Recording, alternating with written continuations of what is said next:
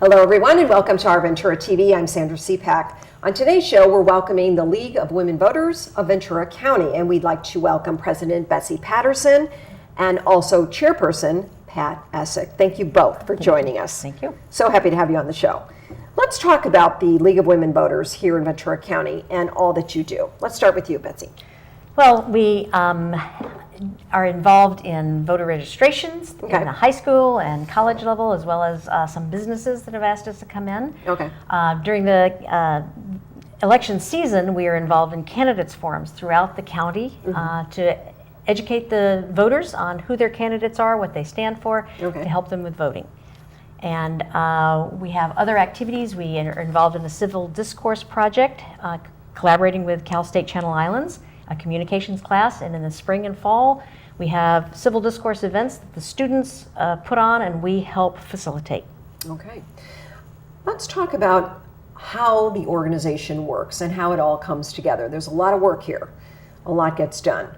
Pat, maybe you can share with us how it all comes together. No paid staff. This is all volunteers. Yes, right. All of these people are working together on a volunteer basis. Well, we have a board, and Betsy being the president, and we have chairmanships, and I am in charge of voter services, for instance. So I, with many volunteers, was able to coordinate all those candidate forums that we've just recently done, and we do it throughout the county. So we'd like to have members in all parts of the county. We're really hoping to grow our membership, especially in Thousand Oaks and Camarillo and more that direction. We have a lot of members here in Ventura and Ojai and Oxnard and around. How do we get it done? That's a lot of work. Yeah. We have... Especially during election time, I'm sure. Yes. It's just nonstop, busy all the time. It's true. Yeah. When people join, we ask them what kinds of things they're most interested in, and when people say that they're interested in registering voters, we are sure to contact them when it comes time. Right. And the same for the candidates forums and educational forums. We have a lot of different areas that people can work, and if they are interested in advocacy, we have places for them, and there's all kinds of jobs, ways that they can participate. It can be once a month, it can be every week, it can be go to every meeting of the city council, whatever their interests are. There's lots of ways to volunteer. Great. Betsy, is there kind of a volunteer that you look for in general? Is it somebody who's retired? Do you look for younger people? What makes it all come together? Well, we look for volunteers of all ages because it's nice to have a wide variety and diversity of membership as well as people participating. Right. And more recently, we've been able to actually attract some younger members because of the excitement about elections and getting involved in the community and activities.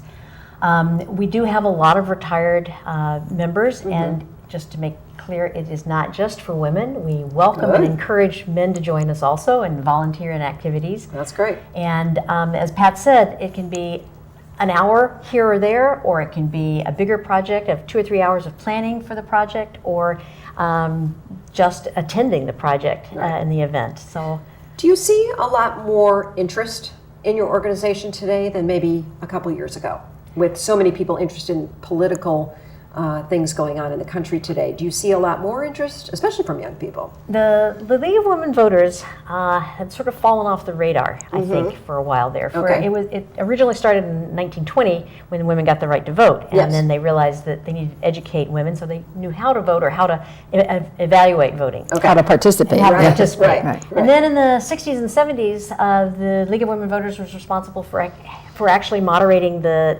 national elections, like the presidential debates.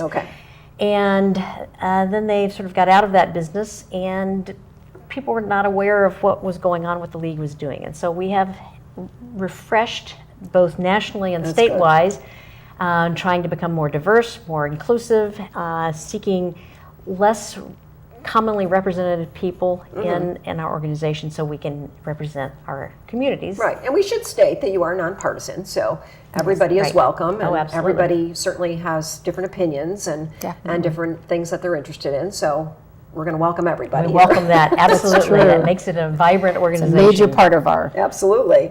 What type of activities do you have in the organization year-round? I mean, I'm sure when it's election time, you have many, many things that are related to that, but throughout the year, I'm sure you have other things going on as well. You can both chime in here. Well, I would say that we do one annual fundraiser a year, usually in February, where we celebrate women who have been elected or empowered or community leaders and celebrate women. And we also have twice-a-year events of civil discourse, collaborating with the students in the communication class at Channel Islands, Cal State Channel Islands, in the spring and in the fall. So those are a couple of events that we have going on year-round. Then in alternate years, when it's not an election year, we will concentrate more on civic education, community involvement, community issues, and how we advocacy, perhaps. For instance, this year and next year, it's really important that we have a very successful and complete 2020 census. And there's a lot of public education that needs to be done and a lot of awareness that needs to be made about why that's important and how it's going to affect people. So that's going to be one of our focuses this year, is working on that 2020 census, making sure that it's well done. Let's talk about your mission for all that you do. What is most important for the organization? So, for the organization, both nationally, statewide, and locally, empowering voters and defending democracy is our motto, basically. And we are focused on making sure that people have the right to vote, access to voting, education about the issues that they were going to vote on so that they can be an informed electorate. On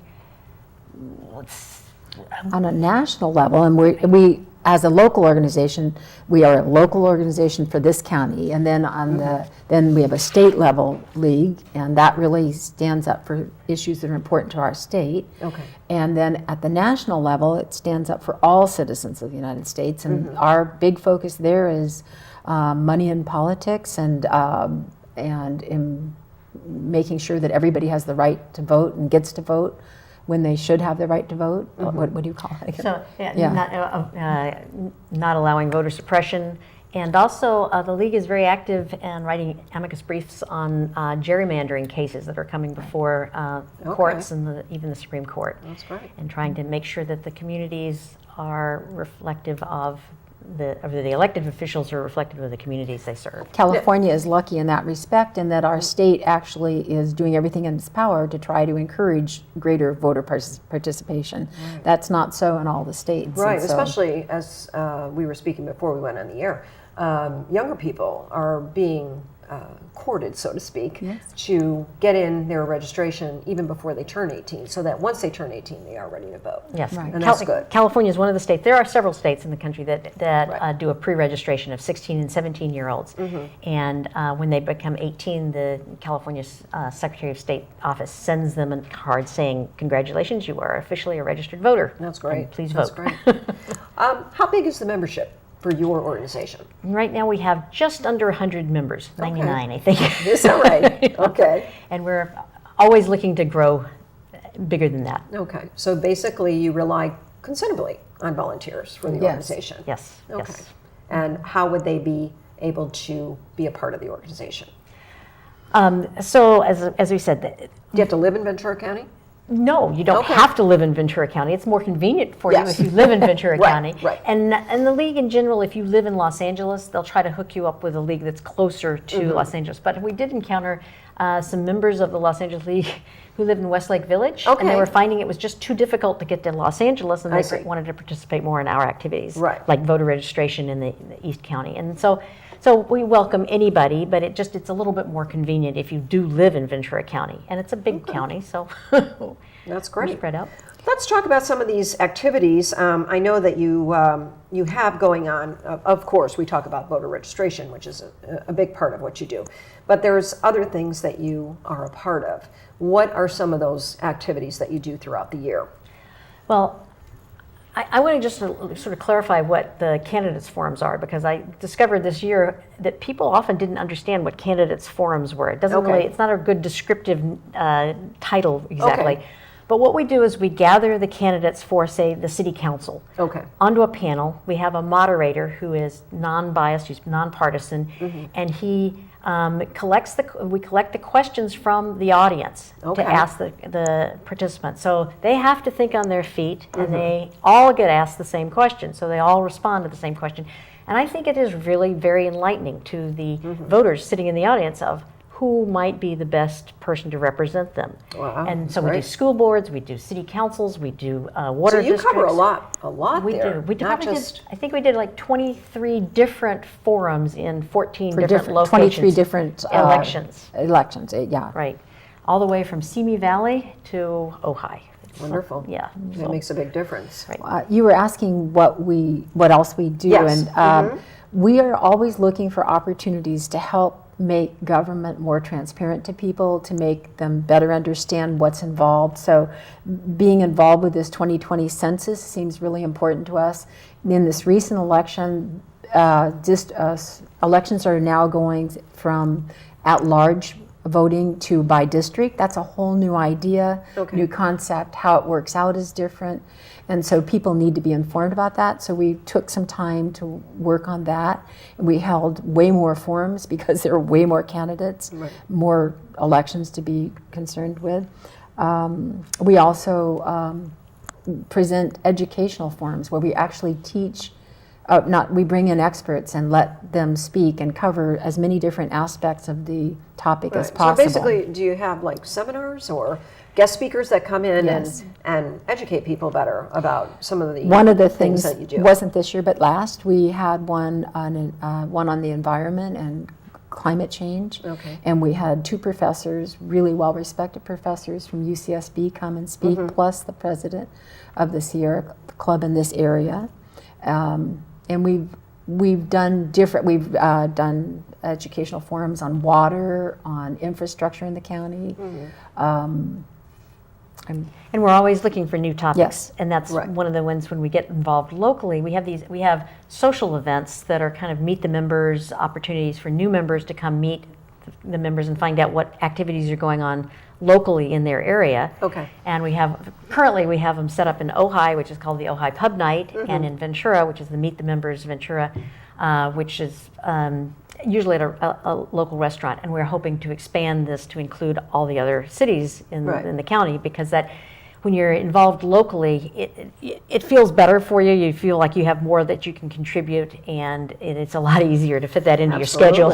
Oh yeah. So when at the Ojai Pub Night, we have been inviting different people involved in the community. They might be on the Architectural Review Board, they might be a city council person, they might be on the school board.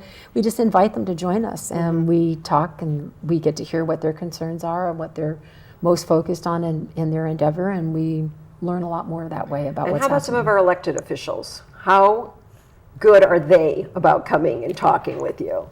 They've actually been very open to it. Yes, I like to hear that. Yes. That's important too.